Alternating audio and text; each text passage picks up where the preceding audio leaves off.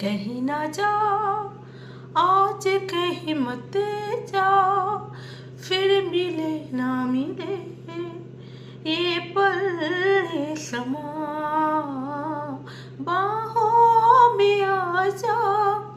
নমস্কার, শুভ সন্ধ্যা। আমি সরমা। কেমন আছেন?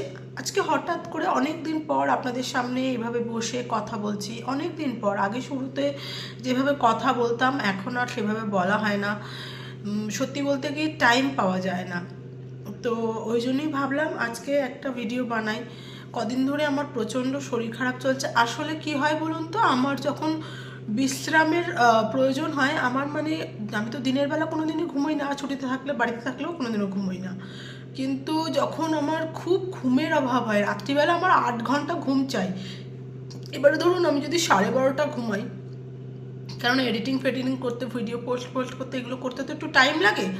তো ওই জন্য হচ্ছে গিয়ে একটু করতে করতে টাইম হয়ে যায়। তারপরে অন্যান্য ভিডিওগুলো দেখা মিডিয়াতে, কারণ আমি বানাচ্ছি, আমি যে কী বানাচ্ছি সে তো বোঝাই যাচ্ছে। কিন্তু আমাকে যদি অন্যান্য ভিডিও যদি আমি না দেখি, তাহলে আমি বুঝবো কী করে আমার ফলটা কোথায় আছে। ওই সব করতে করতে অনেক দেরি হয়ে যায়, ফলে শুতে শুতে অনেক দেরি হয়ে যায়, যার কারণে আমার শরীর ভীষণ রেস্টলেস হয়ে পড়ে আর আমি ভীষণ টায়ার্ড হয়ে যাই। আর আমার টায়ার্ড হয়ে গেলে আমার গলায় এফেক্ট পড়ে, আমি একদম কথা বলতে পারি না, পায়ে ব্যথা করে আমার। তখন মনে হয় কিচ্ছু ভালো লাগে না, আমি শুধু একটু শুয়ে থাকি। একটু ঘুমালে বা একটু যদি শুয়েও থাকি তাহলেও আমার শরীরটা খুব খুব রেস্ট হয়। আমি বুঝি, আমি ফিল করি যে আমার সত্যি খুব ভালো লাগছে।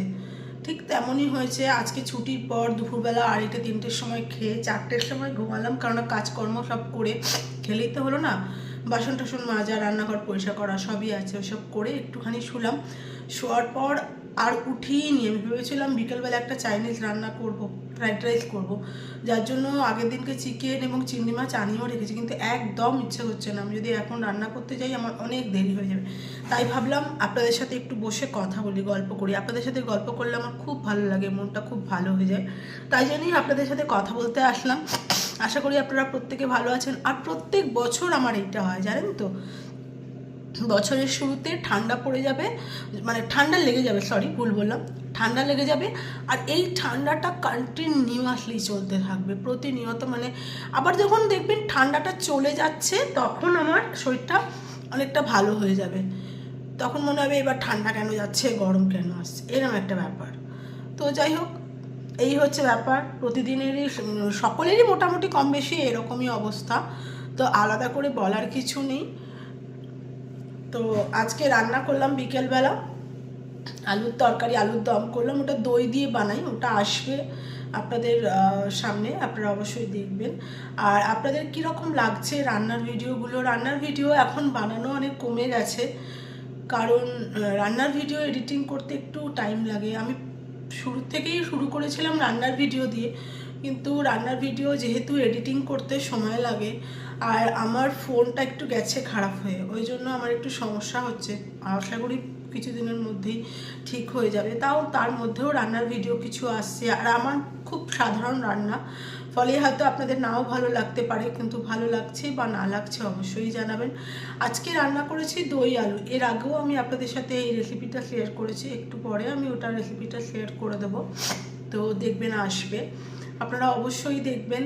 আর কার কীরকম লাগছে অবশ্যই জানাতে ভুলবেন না। তো আজকে যে গানটা শুরু করলাম ওটা লতাজির একটা অনেক পুরানো গান। আমি ভীষণ ভীষণ ভালোবাসি গান গাইতে আর রান্না করতে, আপনারা প্রত্যেকেই কম বেশি সবাই জানেন। তো আজকের জন্য এইটা এখানেই শেষ করছি, পরে আবার কোনো ভিডিও নিয়ে আপনাদের সামনে আসব। আর এই যে শীতের শুরুতে এই যেরকম আমার অবস্থা হয়েছে, আপনাদের প্রত্যেকের ঘরে যে বাচ্চা আছে নিশ্চয়ই, অবশ্যই বাচ্চাদের খুব সাবধানে রাখবেন, নাহলে শরীর খারাপ হয়ে গেলে বাচ্চাদের নিয়ে, বড়রা তাও না হয় নিজেদের সামলাতে পারে, কিন্তু যদি বাচ্চাদের শরীর খারাপ হয় তখন আর কিচ্ছু ভালো লাগে না, তাই না বলুন? তাহলে এখানেই শেষ করি আজকের ভিডিওটা। নমস্কার।